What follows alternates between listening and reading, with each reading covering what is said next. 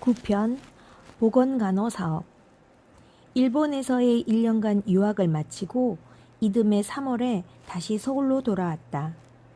나는 세브란스에서 계속 일하기를 원했지만 당시 간호원장인 미스 넬슨은 기왕의 병원 간호원보다는 사회 저변을 한결 가까이서 접할 수 있는 보건간호 사업에 한번 뛰어들어 보는 것이 어떻겠냐고 강력히 권해왔다. 나 역시 그전부터 보건사업의 중요성과 확대의 필요성을 절감해 오던 터인데다가 일본 유학 동안 종전에 내 자리가 이미 다른 사람으로 차 있어 난감하던 터이라 쾌히 그 제안을 받아들였다. 그 한 달 뒤인 4월부터 미스 넬슨의 소개로 태화 기독교 사회관에서 운영하는 영아보건부에서 보건간호원으로 일하게 되었다.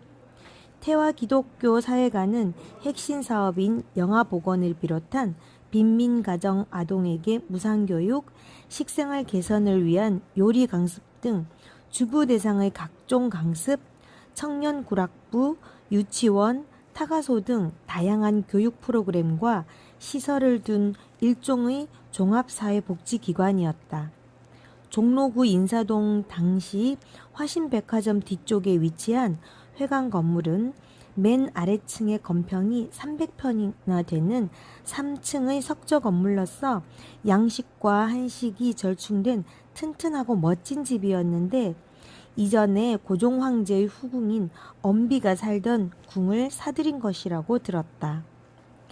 당시 태화 기독교 사회관의 독일인 간호원 미스 로센버그, 한국명은 노선복, 동대문의 부인병원, 이대 부속병원의 전신에서 간호원장을 지냈던 분이다. 그녀는 병원 재직 시 죽지 않아도 될 아기들이 불결한 환경과 부모들의 무식함으로 안타깝게 죽는 예를 많이 보고 한국에서의 보건사업의 필요성을 절감하고 1923년경부터 이 일에 뛰어들었다고 했다. 당시 미국, 캐나다 등 선진국가에서는 이미 보건사업이 보편화되어 있던 시대였다.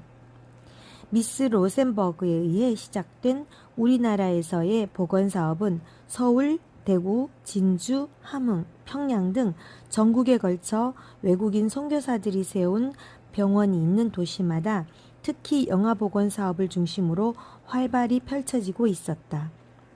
그중 내가 몸담은 태화기독교 사회관은 서울 시내 5개소, 시외의 5개소의 영아보건사업소를 관할하면서 중심적인 역할을 하고 있었다. 나는 태화영아보건소의 책임자를 맡게 되었고 당시 보건간호원의 유니폼은 캐나다 보건간호원의 유니폼과 똑같이 푸른색 원피스에 흰색 컬러, 검은색 리본을 맨 소녀처럼 귀엽고 얌전한 차림새였다. 이곳 영아보건부에서 하는 일은 생후 1개월부터 5세까지의 영유아들을 등록받아 지속적으로 건강관리를 지도하는데 5세가 지나면 수료증을 주어 그때부터는 부모가 직접 관리하게 했다. 또 해마다 등록 유아들 중에서 우량아를 뽑아 시상도 했다. 그때 우리 영아보건부 간호원들이 한 일은 여러 가지였는데 특히 인공유 조제와 가정 방문 지도 등은 중요한 사업의 하나였다.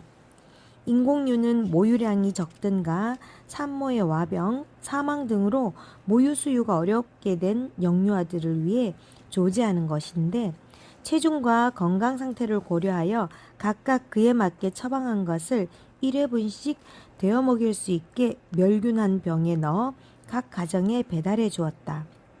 인공유 제조를 부탁했던 가정이 월 평균 30에서 40건씩 됐던 것 같다.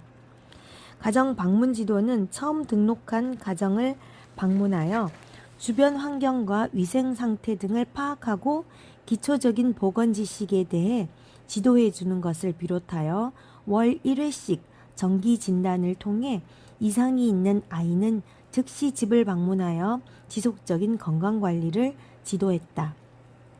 영아보건부에서는 영아보건 외에도 임신부 진찰과 상담, 조산, 가족계획 등 모성 건강 정반도 다루었다.